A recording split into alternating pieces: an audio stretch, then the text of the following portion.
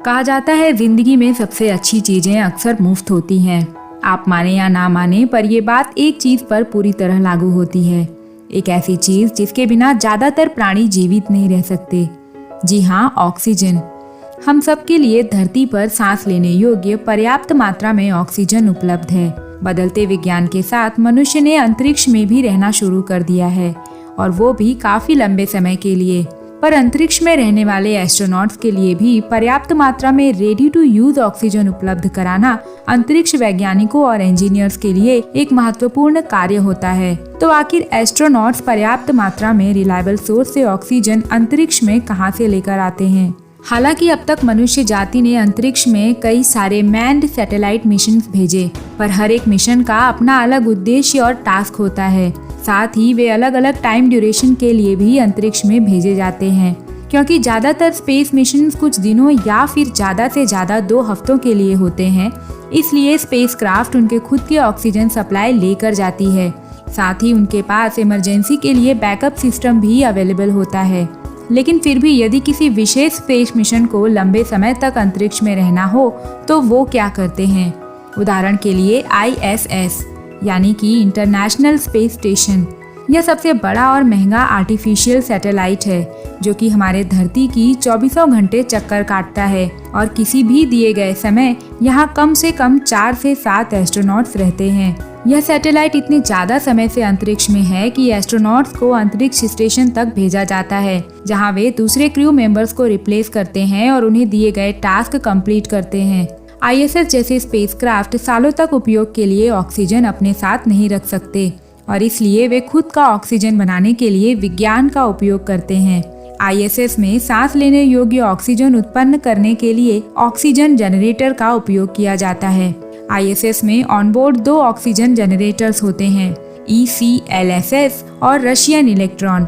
ये oxygen generators electrolysis नाम की प्रक्रिया का उपयोग करते हैं। इस प्रोसेस की मदद से पानी से ऑक्सीजन बनाया जाता है। हम सब जानते हैं कि वाटर मॉलिक्यूल्स H2O यानी कि 2 हाइड्रोजन और 1 ऑक्सीजन मॉलिक्यूल से बनता है।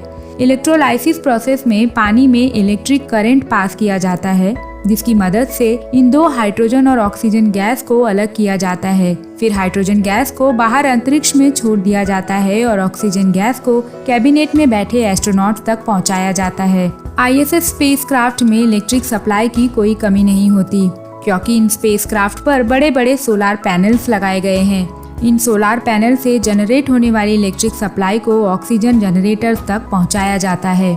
पानी को ISS तक धरती से भेजे गए सप्लाई शिप्स की मदद से पहुंचाया जाता है।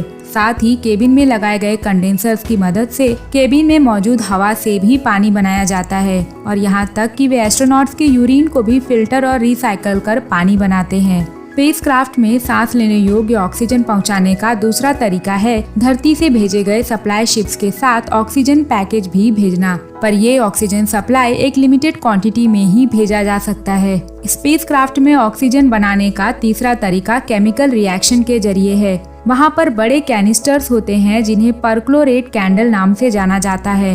इन कैनिस्टर्स में पाउडर्ड सोडियम क्लोरेट और आयरन पाउडर होते हैं। जब इन कैनिस्टर्स में आग लगाया जाता है तो आयरन बर्न हो जाता है और उसकी वजह से हीट प्रोड्यूस होती है, जिससे सोडियम क्लोराइड और ऑक्सीजन गैस बनती है। नासा के अनुसार इस एक कैनिस्टर से प्रतिदिन 1 एस्ट्रोनॉट भर का ऑक्सीजन आसानी से बन सकता है। क्रू मेंबर्स को ऑक्सीजन सप्लाई करने के साथ ही ये भी जरूरी है कि केबिन की हवा हमेशा शुद्ध बनी रहे। एस्ट्रोनॉट्स द्वारा सांस के जरिए बाहर छोड़ी गई कार्बन डाइऑक्साइड को जियोलाइट की मदद से बाहर निकाला जाता है। दरअसल जियोलाइट एक तरह का मॉलिक्यूल होता है जो कि कार्बन डाइऑक्साइड को फिल्टर करते हैं। इसके साथ ही केबिन में मीथेन, कार्बन मोनोऑक्साइड और एसीटोन जैसी गैसें भी मौजूद होती हैं, जिन्हें ऑनबोर्ड एक्टिवेटेड चारकोल फिल्टर की मदद से हटाया जाता है। सब मिलाकर स्पेस स्टेशन में कई तरह की स्मार्ट टेक्नोलॉजी और बैकअप्स की मदद से ये सुनिश्चित किया जाता है कि ISS में मौजूद क्रू मेंबर्स को पर्याप्त मात्रा में सांस लेने योग्य ऑक्सीजन लगातार मिलती रहे, ताकि वे अपने डेली एक्टिविटीज और टास्क आसानी से कर पाएं। उम्मीद है वीडियो आपको पसंद आई होगी।